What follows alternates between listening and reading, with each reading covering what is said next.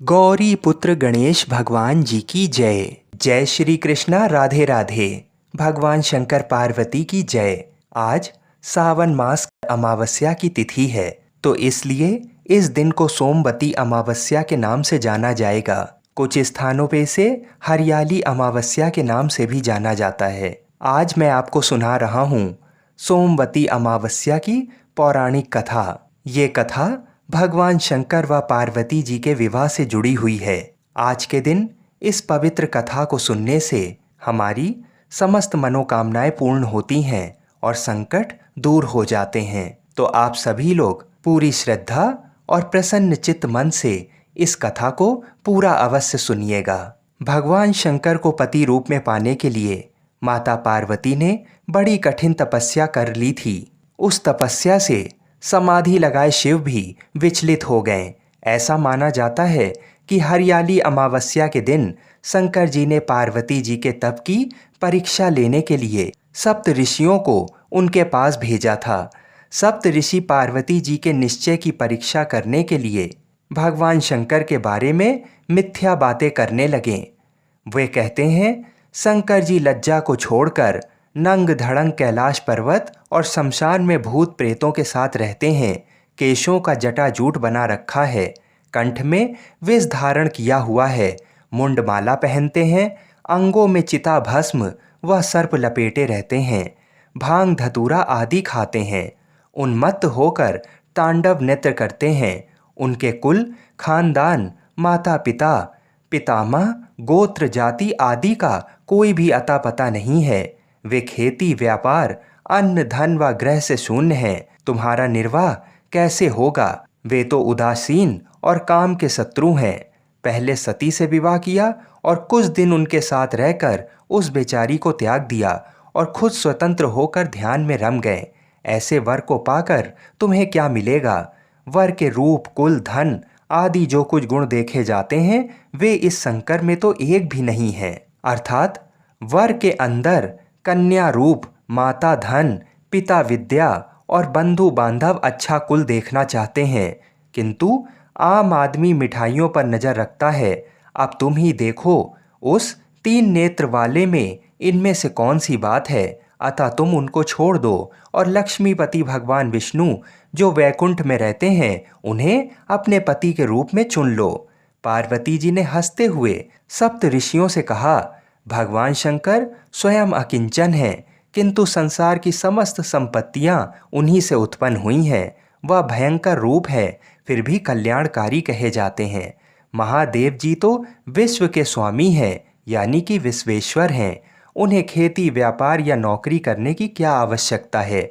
वे नग्न रहें, गज चर्म पहने या रेशमी वस्त्र से सुसज्जित हो, शरीर में सांप लपेटें या रत्न आभूषण, वे त्रिशूल, खप्पर आदि लें या उनके शीश पर चंद्रमा चमकता रहे, इससे उनके विश्व के स्वामी होने में कोई अंतर नहीं आता है। मैं आप लोगों की सीख नहीं सुनना चाहती हूँ। कृपया आप लोग अपने स्थान को पधारें। मैं शंकर जी के सिवाय किसी और को अपना पति नहीं बनाऊंगी। ये सुनकर सप्त ऋषि पार्वती जी की जय जयकार करने लगे और उन्हें अटल सुहाग का वरदान देकर शंकर जी के पास वापस चले आए। वहां आकर उन्होंने पार्वती जी की परीक्षा का पूरा विवरण सुनाया। ये सुनकर भगवान शंकर बहुत प्रसन्न हुए और सप्त ऋषियों को ये कहकर राजा हिमालय के पास भेजा कि वे पार्वती जी को घर लाकर विवाह की तैयारी करें। सप्त ऋषियों ने शंकर जी का समाचार राजा हिमाचल को सुनाया तो वे बहुत प्रसन्न हुए। राजा हिमाचल अपनी पत्नी व अन्य सुहागिन स्त्रियों के साथ सज धज कर नाचते गाते हुए पार्वती जी के पास गए और उन्हें अपने घर ले आए। राजा हिमाचल के घर नित्य उत्सव होने लगे, खुशियां मनाई जाने लगीं व मिठाइयां बांटी जाने लगीं। तभी से हरियाली अमावस्या का त्योहार मनाया जाने लगा। इस दिन पीपल का वृक्ष लगाने से सद्गति मिलती है। संतान प्राप्ति के लिए नीम, गुड़हल और अश्वगंधा का पेड़ लगाना चाहिए। लक्ष्मी जी की प्राप्ति के लिए कदम्ब, आंवला, जामुन व बेलपत्र का पेड़ लगाना चाहिए। शोक दूर करने के लिए अशोक का पेड़ लगाना चाहिए। ज्ञान व उत्तम पत्नी प्राप्त करने के लिए पाकड़ का पेड़ लगाना चाहिए। दीर्घायु के लिए बेलपत्र व रोग नाश के लिए शमी लगाना चाहिए। आइए अब सोमवती अमावस्या की दूसरी कथा को सुनते हैं और बड़े ही प्रसन्न चित्त मन से इस कथा को सुनिएगा, क्योंकि इसका फल भी अनंत है। एक साहूकार के 7 बेटे, 7 बहू और एक बेटी थी। साहूकार के घर एक जोगी भिक्षा मांगने आता था। जोगी को साहूकार की बहू भिक्षा देती थी तो वह ले लेता था, लेकिन जब बेटी देती थी तब वह भिक्षा नहीं लेता और कहता, बेटी सुहागन तो है पर इसके बाद में दुहाग लिखा है। ये बात सुन सुनकर बेटी को चिंता होने लगी और उसका शरीर कमजोर होने लगा। उसकी माँ ने पूछा कि बेटी, तुम इतने दिनों इतनी कमजोर दिखाई देती हो। तब उसने बताया कि एक जोगी भिक्षा मांगने आता है जो कहता है कि बेटी तू सुहागन है, लेकिन इसके नसीब में दुख लिखा है। ये बात सुनकर उसकी माँ ने कहा कि मैं कल सुनूंगी। अगले दिन जब वह जोगी भिक्षा लेने आया तो उसकी माँ छुप कर बैठ गई। जब बेटी भिक्षा देने लगी तो जोगी ने वही बात फिर से बोली। इतनी बात सुनकर उसकी माँ बाहर निकल कर आई और बोली, एक तो हम तुम्हें भिक्षा देते हैं और तू ऊपर से हमें गाली देता है। तब जोगी बोला कि मैं गाली नहीं देता, जो सच है वही बोलता हूँ, जो इसके भाग में लिखा है वही कहता हूँ। माँ ने जोगी से कहा कि तुम्हें ये पता है कि इसके भाग में दुख लिखा है, तो ये भी बता दो कि ये कैसे दूर होगा। तब जोगी बोला कि 7 समुंदर पार एक सोना धोबन रहती है जो सोमवती अमावस्या का व्रत करती है। अगर वह आकर अपना फल दे दे तो इसका निवारण हो सकता है, नहीं तो विवाह होकर भी इसके पति को सर्प डस लेगा। ये बात सुनकर माँ बहुत रोने लगी और सोना धोबन की तलाश में जाने लगी। चलते चलते रास्ते में तेज धूप पड़ने लगी तो साहूकारनी एक पीपल के पेड़ के नीचे बैठ गई। उस पीपल के पेड़ में एक गरुड़ पक्षी का घोंसला था, जिसमें गरुड़ का छोटा बच्चा था। साहूकारनी को घोंसले के पास एक सर्प जाता दिखाई दिया तो उसने उस गरुड़ के बच्चे को बचाने के लिए उस सांप को मारकर ढाल के नीचे रख दिया। जब गरुड़ और पंखनी आए तो घोंसले के पास खून देखकर क्रोधित हो उठे और साहूकारनी को चोंच मारने लगे। तब साहूकारनी बोली कि मैंने तो तुम्हारे बच्चे की जान बचाई है। ये सर्प तुम्हारे बच्चे को डसने वाला था तो मैंने इसे मार कर गिरा दिया। गरुड़ ने सर्प की ओर देखकर कहा कि तुमने हमारे बच्चे की जान बचाई है, अब तुम्हें जो मांगना है मांगो। तब साहूकारनी बोली कि मुझे 7 समुंदर पार सोना धोबन के घर छोड़कर आओ। गरुड़ ने साहूकारनी को अपनी पीठ पर बैठाकर 7 समुंदर पार सोना धोबन के घर छोड़ आया। वहां जाकर साहूकारनी ने सोचा कि सोना धोबन को कैसे राजी किया जाए। सोना धोबन के 7 बेटे बहू थे। उसकी 7 बहुएं काम को लेकर रोज लड़ाई करती थीं और काम भी नहीं करती थीं। रात को जब सब सो जाते तो साहूकारनी सोना धोबन के घर जाती और घर का सारा काम करती। गायों को नहलाती, घर की सफाई करती, रसोई का काम करती, चौका बर्तन करती, आटा पीसती, कपड़े धोती, पानी भरती और दिन होने से पहले चली जाती। बहुएं सोचती कि ये सारा काम कौन कर रहा है, लेकिन कभी एक दूसरे से पूछती नहीं कि ये सब काम करता कौन है। एक दिन धोबन ने कहा कि तुम आजकल लड़ती भी नहीं हो, काम भी ठीक कर रही हो। तो बहुओं ने कहा कि सासू जी, काम तो हमें ही करना पड़ता है, चाहे हम लड़कर करें या राजी से करें, इसलिए लड़ाई करने का क्या फ़ायदा। सोना धोबन ने सोचा कि आज देखा जाए कि कौन सी बहू काम करती है, और वह रात को सोई नहीं। उसने देखा कि रात को एक स्त्री आई और पूरा काम करके जाने लगी। तो सोना धोबन ने बोला कि तुम कौन हो और तुम्हें ऐसे करने की क्या ज़रूरत है जो तुम इतना काम कर रही हो। तब साहूकारनी ने कहा कि ज़रूरत है, तभी तो इतना काम कर रही हूँ। सोना धोबन ने पूछा कि तुम्हें क्या चाहिए। साहूकारनी बोली कि पहले मुझे वचन दो, तब मैं आपको बताऊंगी। सोना धोबन ने वचन देकर कहा कि अब बताइए, मैं आपको वचन देती हूँ। साहूकारनी बोली कि मेरी बेटी के भाग में दुख लिखा हुआ है, इसलिए आप चलकर उसे सुहाग दें और सोमवती करें। सोना धोबन अपने बेटे बहू से बोली कि मैं तो साहूकारनी के साथ जा रही हूँ। यदि पीछे से तुम्हारे पिताजी खत्म हो जाएं तो तेल घी के कूप में डालकर छोड़ देना। फिर दोनों जनी साहूकारनी के घर चली जाती हैं। अब जब साहूकार की बेटी का ब्याह होने लगा तो दूल्हा फेरों में बैठ गया। सोना धोबन दूल्हे के घुटने के पास कच्चा करवा रख देती है, उसमें दूध डाला और तात का तार लेकर बैठ गई। थोड़ी देर बाद सांप दूल्हे को डसने के लिए आया। सोना धोबन ने करवा आगे रखा और तार से बांध दिया, लेकिन दूल्हा डर के मारे मर गया। तब सोना धोबन ने टीके में से रोली निकाली, मांग में सिंदूर निकाला, आँख में से काजल निकाला और मेहंदी निकालकर छोटी उंगली से छींटे मारे और बोली कि मैंने आज तक जितनी भी सोमवती अमावस्या करी हैं उनका फल साहूकार की बेटी को लग जाए, और आगे जो मैं सोमवती अमावस करूं वह मेरे बेटे को लगे। इतना कहते ही दूल्हा जीवित हो गया और सब सोमवती की जय जय बोलने लगे। सोना धोबन वापस जाने लगी तब साहूकारनी बोली कि तुमने मेरे जवाई को नया जीवन दान दिया है, इसलिए कुछ भी मांगो। वह बोली कि मुझे तो कुछ नहीं चाहिए, सिर्फ एक हांडी दे दो। वह हांडी लेकर चली जाती है। रास्ते में सोमवती आती है तो हांडी का 108 परिक्रमा लगाकर पीपल के पेड़ के नीचे गाड़कर घर आ जाती है। घर आकर देखती है कि उसका पति मरा हुआ तेल और घी के रूप में पड़ा है। तब वह टीका में से रोली निकालती है, मांग में से सिंदूर, आँख में से काजल और मेहंदी निकालकर छोटी अंगुली से छींटे दिए और बोली मैंने जो रास्ते में सोमवती की है उसका फल मेरे पति को लगे। इतना कहते ही उसका पति उठकर बैठ गया और घर का ज्योतिष आया और बोला कि जजमान, सोमवती अमावस्या को मेरे लिए क्या दक्षिणा है। सोना धोबन बोली कि मुझे तो सोमवती रास्ते में आई थी तो कुछ भी नहीं किया, और जो कुछ भी किया वह सब पीपल के नीचे ही गाड़ दिया। ज्योतिषी ब्राह्मण ने जाकर खोद कर देखा तो 108 और 13 सोने के चक्कर मिले। ज्योतिष ब्राह्मण सबको घर ले आया और बोला कि ऐसी फेरी की है और मुझे बोल दिया कि कुछ भी नहीं किया। सोना धोबन बोली ये तो तुम्हारे भाग से ही हुआ है, इसलिए इसे तुम ही ले जाओ। ब्राह्मण बोला कि मेरा तो इसमें चौथी पाती है, बाकी आपका मन हो तो उसे दे देना। सारी नगरी में बोल दिया कि सब सोमवती अमावस्या का व्रत कीजिए। हे सोमवती अमावस, जैसा साहूकार की बेटी को सुहाग दिया वैसा सबको देना।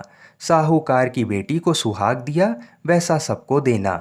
सोमवती अमावस्या की कहानी कहने वाले को, सोमवती अमावस्या की कहानी सुनने वाले को, हामी भरने वाले को और अपने पूरे परिवार को देना।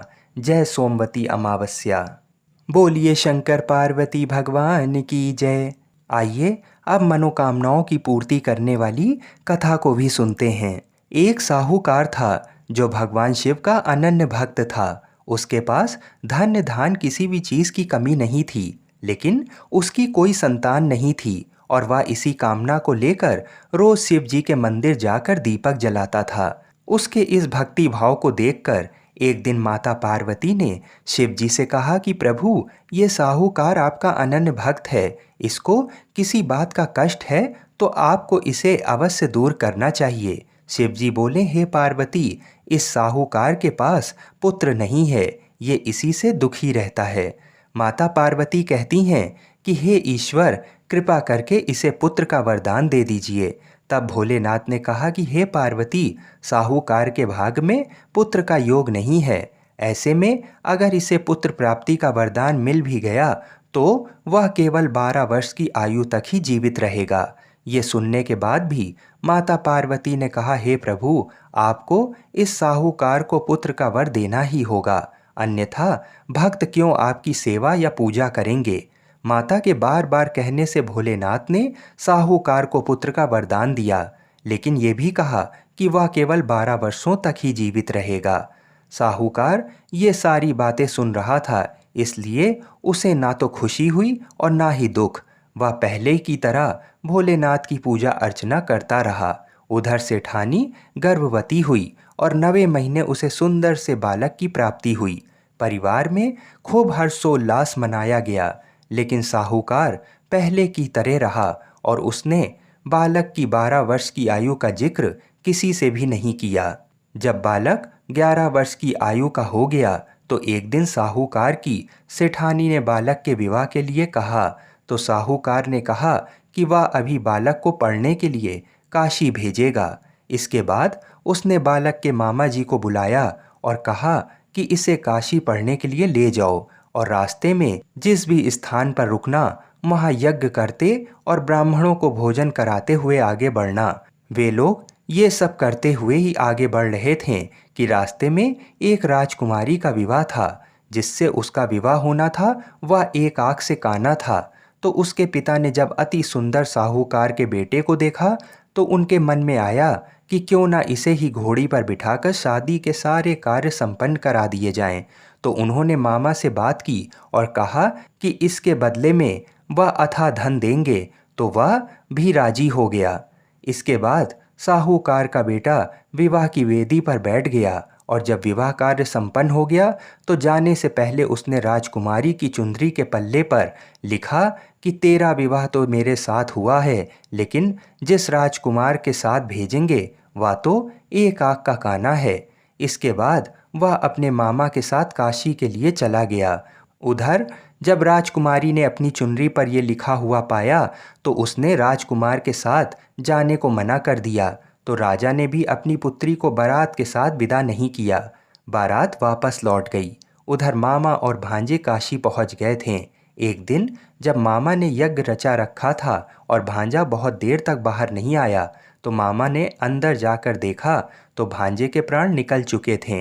वह बहुत परेशान हुए, लेकिन सोचा कि अभी रोना पीटना मचाया तो ब्राह्मण चले जाएंगे और यज्ञ का कार्य अधूरा रह जाएगा। जब यज्ञ संपन्न हुआ तो मामा ने रोना पीटना शुरू किया। उसी समय शिव पार्वती उधर से जा रहे थे तो माता पार्वती ने शिव जी से पूछा कि हे प्रभु, ये कौन रो रहा है। तभी उन्हें पता चलता है कि ये तो भोलेनाथ के आशीर्वाद से जन्मा साहूकार का पुत्र है। तब माता पार्वती कहती हैं कि हे स्वामी, इसे जीवित कर दें, अन्यथा रोते रोते इसके माता पिता के प्राण निकल जाएंगे। तब भोलेनाथ ने कहा कि हे पार्वती, इसकी आयु इतनी ही थी, सो वह भोग चुका। लेकिन माँ के बार बार आग्रह करने पर भोलेनाथ ने उसे जीवित कर दिया। लड़का ओम नमः शिवाय कहते हुए जी उठा और मामा भांजे दोनों ने ईश्वर को धन्यवाद दिया और अपनी नगरी को ओर लौट गए। रास्ते में वही नगर पड़ा और राजकुमारी ने उन्हें पहचान लिया।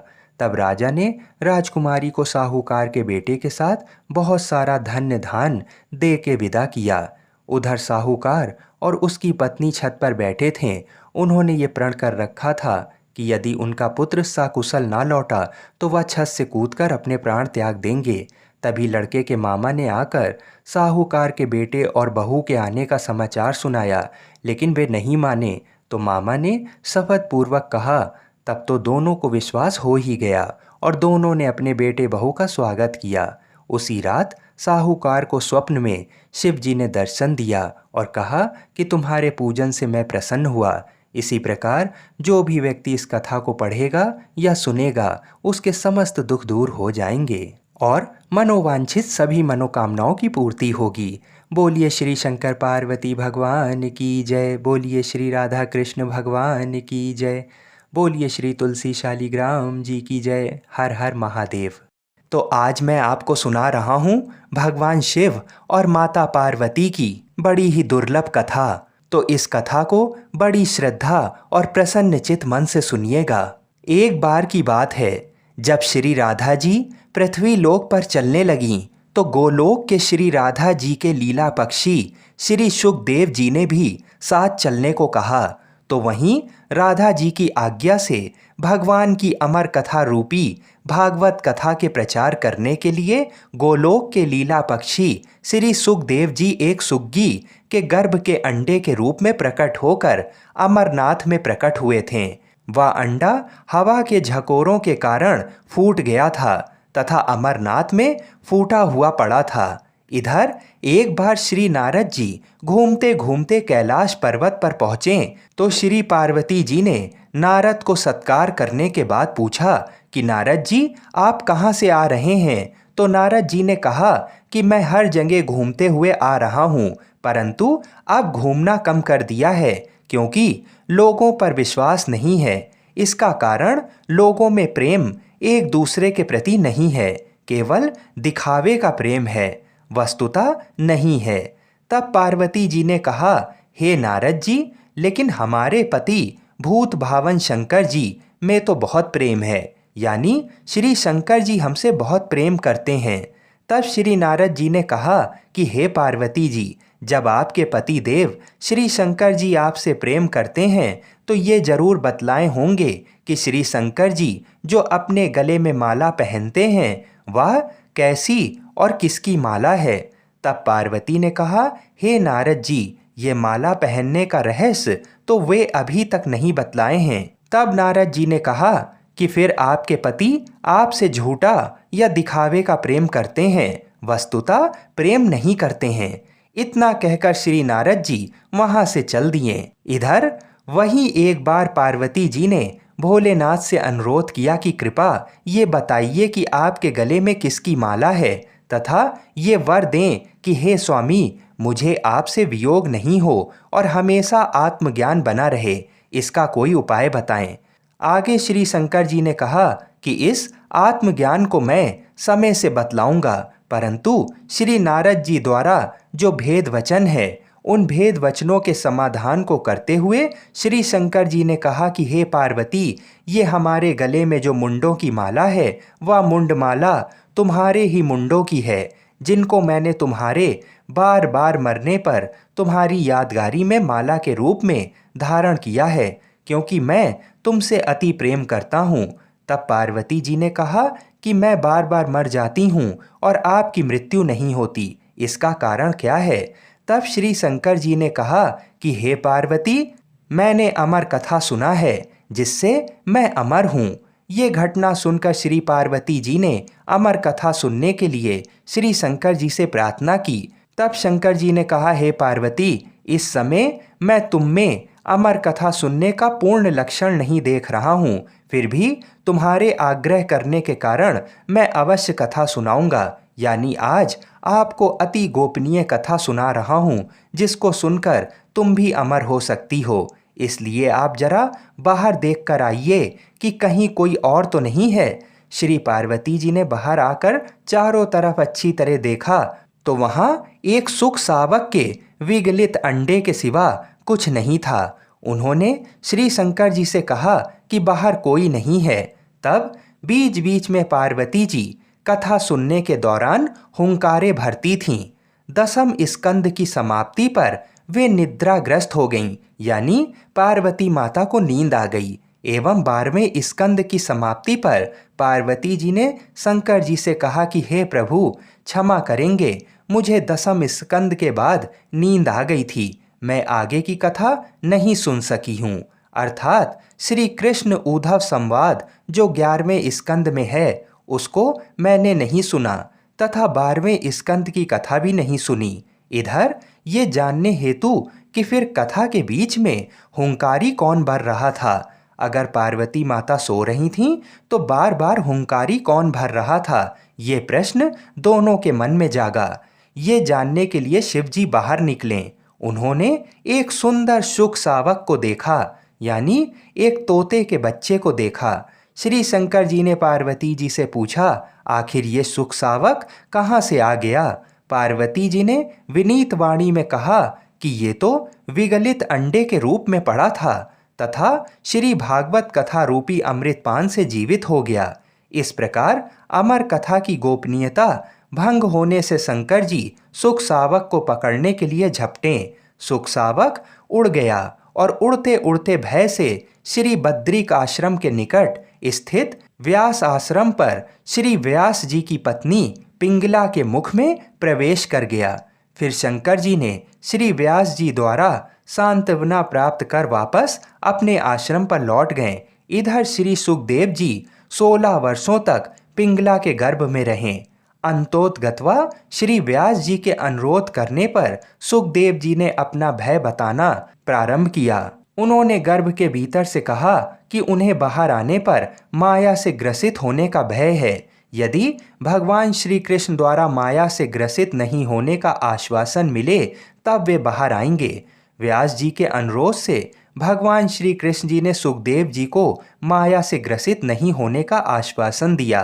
तब सुखदेव जी गर्भ से बाहर आए और जन्म लेते ही जंगल में तपस्या करने चल पड़े तथा पुनः सुखदेव जी, जो अपने पिता व्यास जी के बुलाने पर भी नहीं आए, लेकिन व्यास जी के ब्रह्मचारी शिष्य द्वारा गाए जाते हुए श्री भागवत जी के मंत्रों से अपनी समाधि को तोड़ दिया। इस श्लोक को पूरा पूरा सुनकर श्री सुखदेव जी ने समाधि तोड़ दी तथा श्लोक को सुनकर उन श्री व्यास जी के शिष्यों के पीछे पीछे चल दिए।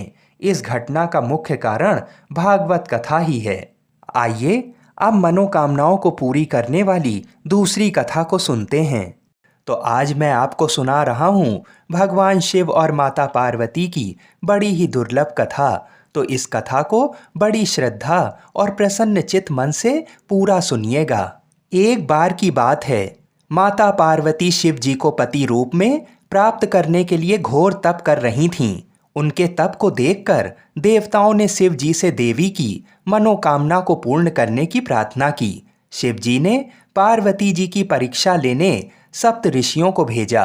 सप्त ऋषियों ने शिव जी के सैकड़ों अवगुण गिनाए, पर पार्वती जी को महादेव के अलावा किसी और से विवाह मंजूर नहीं था।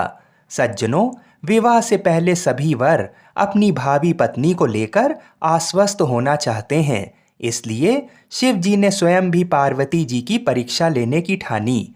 भगवान शंकर प्रकट हुए और पार्वती जी को वरदान देकर अंतर्ध्यान हुए। इतने में पार्वती माता जहां तप कर रही थीं, वहीं पास में तालाब में मगरमच्छ ने एक लड़के को पकड़ लिया।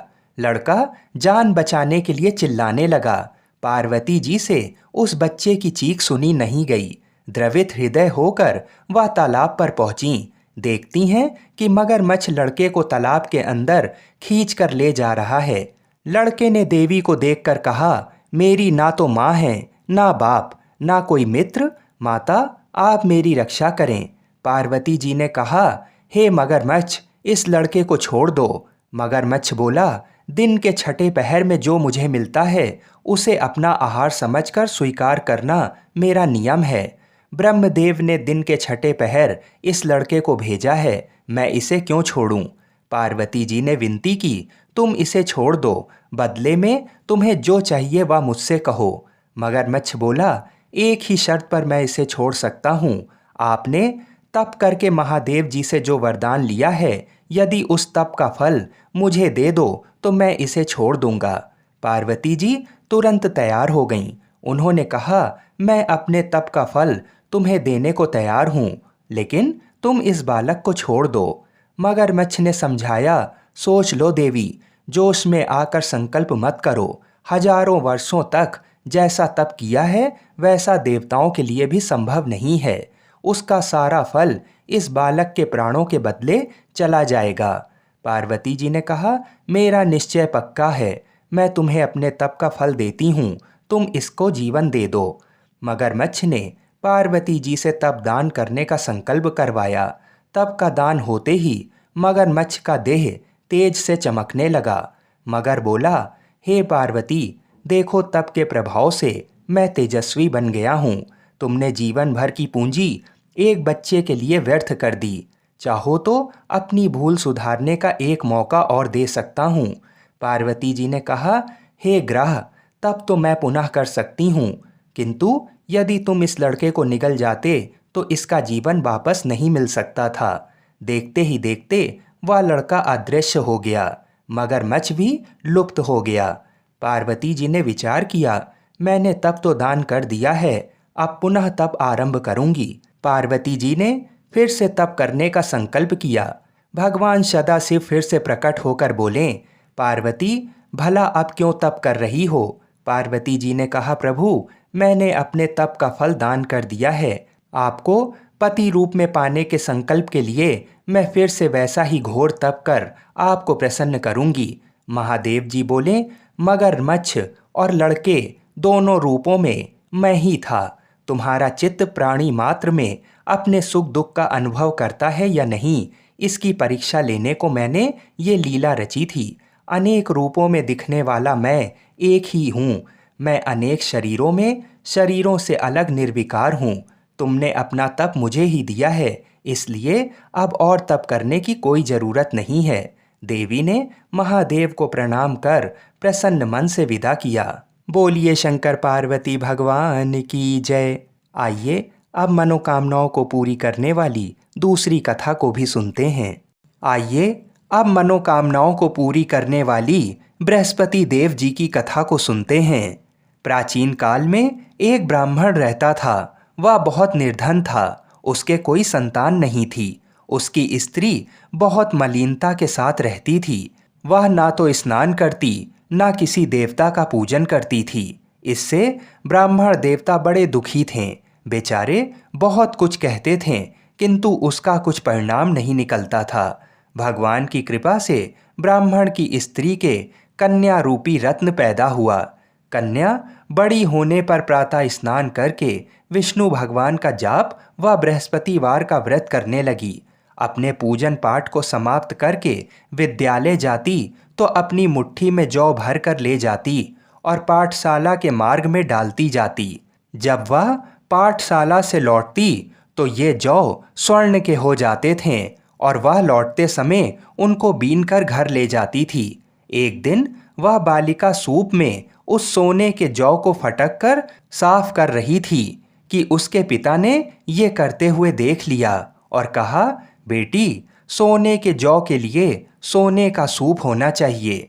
दूसरे दिन बृहस्पतिवार था। इस कन्या ने बृहस्पतिवार का व्रत रखा और बृहस्पति देव से प्रार्थना करके कहा, मैंने आपकी पूजा सच्चे मन से की हो तो मेरे लिए सोने का सूप दे दो। बृहस्पति देव ने उसकी प्रार्थना स्वीकार कर ली। रोजाना की तरह वह कन्या जौ फैलाती हुई जाने लगी। जब लौटकर जौ बीन रही थी तो बृहस्पति देव की कृपा से सोने का सूप मिला। उसे वह घर ले आई और उसमें जौ साफ करने लगी, परंतु उसकी माँ का वही ढंग रहा। एक दिन की बात है, वह कन्या सोने के सूप में जौ साफ कर रही थी। उस समय उस शहर का राजपुत्र वहां से होकर निकला। इस कन्या के रूप और कार्य को देखकर मोहित हो गया तथा अपने घर आकर भोजन तथा जल त्याग कर उदास होकर लेट गया। राजा को इस बात का पता लगा तो अपने प्रधानमंत्री के साथ उसके पास गए और बोले, हे बेटा, तुम्हें किस बात का कष्ट है? किसी ने अपमान किया है अथवा और कारण हो सो कहो, मैं वही कार्य करूँगा जिससे तुम्हें प्रसन्नता हो। अपने पिता की राजकुमार ने बातें सुनी तो वह बोला, मुझे आपकी कृपा से किसी बात का दुख और कष्ट नहीं है। किसी ने मेरा अपमान नहीं किया है, परंतु मैं उस लड़की से विवाह करना चाहता हूँ जो सोने के सूप में जौ साफ कर रही थी। ये सुनकर राजा आश्चर्य में पड़ गए और बोले, बेटा, इस तरह की कन्या का पता तुम ही लगाओ, मैं उसके साथ तुम्हारा विवाह अवश्य ही करवा दूंगा। राजकुमार ने उस लड़की के घर का पता बतलाया। तब मंत्री उस लड़की के घर गए और ब्राह्मण देवता को सभी हाल बताया।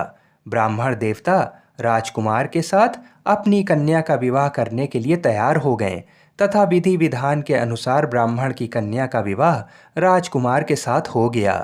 कन्या के घर से जाते ही पहले की भांति उस ब्राह्मण देवता के घर में गरीबी का निवास हो गया। अब भोजन के लिए भी अन्न बड़ी मुश्किल से मिलता था। एक दिन दुखी होकर ब्राह्मण देवता अपनी पुत्री के पास गए।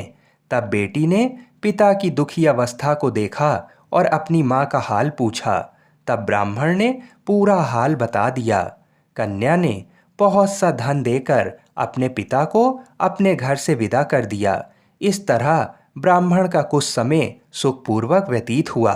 कुछ दिन बाद वह फिर वही हाल का हो गया। ब्राह्मण फिर अपनी कन्या के यहाँ गया और सारा हाल कहा तो लड़की बोली, हे पिताजी, आप माता को यहाँ लिवा लाओ, मैं उसे विधि बता दूंगी जिससे गरीबी दूर हो जाए। वह ब्राह्मण देवता अपनी स्त्री को साथ लेकर पहुँचे तो अपनी माँ को वह लड़की समझाने लगी, हे माँ, तुम प्रातःकाल प्रथम स्नान आदि करके विष्णु भगवान का पूजन करो तो तुम्हारी सब दरिद्रता दूर हो जाएगी।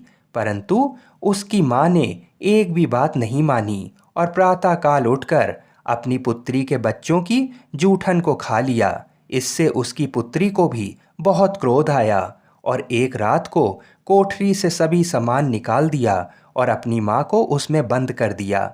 प्रातःकाल उसे निकाला तथा स्नान आदि करा के पाठ करवाया तो उसकी माँ की बुद्धि ठीक हो गई और फिर प्रत्येक बृहस्पतिवार को व्रत रखने लगी। इस व्रत के प्रभाव से उसके माँ बाप बहुत ही धनवान और पुत्रवान हो गए और बृहस्पति जी के प्रभाव से इस लोक के सुख भोग कर स्वर्ग को प्राप्त हुए। आप सभी लोग बड़ी ही श्रद्धा और प्रेम से बोलिए विष्णु भगवान की जय। हम ऐसी मंगल कामना करते हैं कि भगवान श्री लक्ष्मी नारायण जी और बृहस्पति देव जी तथा भगवान शिव और माता पार्वती हम सभी की मनोकामनाओं को अवश्य ही पूर्ण करें। हर हर महादेव।